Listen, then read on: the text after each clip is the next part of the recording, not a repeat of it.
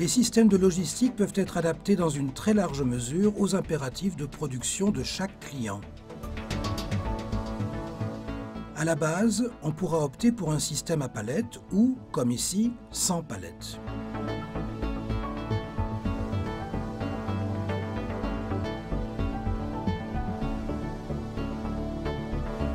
L'alimentation du margeur peut s'effectuer par l'avant ou latéralement en fonction de l'espace disponible dans l'atelier et des exigences du flux d'approvisionnement. Dans les deux cas, il est recommandé de prévoir une zone tampon pour 2 ou 3 piles devant le margeur. Les palettes vides sont elles aussi évacuées automatiquement.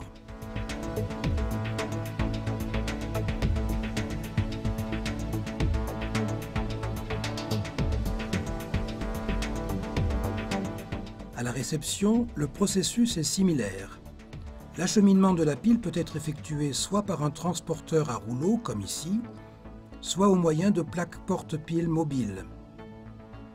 Dans ce cas également, les palettes vides sont gérées automatiquement par un distributeur de palettes. À un niveau plus poussé, c'est toute la logistique autour de la machine qui pourrait être interconnectée. Les palettes vides sont alors transportées automatiquement du margeur à la réception où elles prennent en charge les piles imprimées. Le réacheminement des palettes vides du margeur au retourneur de piles, y compris le processus de retournement, peut lui aussi être automatisé.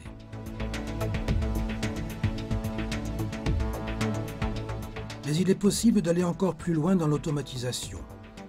Le transport des supports d'impression à l'intérieur du magasin ou bien du magasin jusqu'aux presses Rapida de l'atelier peut être assuré, comme dans cet exemple, par des véhicules guidés automatisés.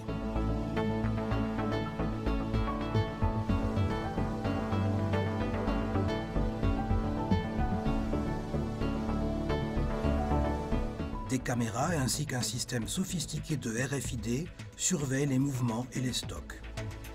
Grâce au lecteur RFID placé dans le magasin, sur les systèmes de transport et sur le retourneur de piles et la machine, le déplacement des supports peut être suivi avec précision.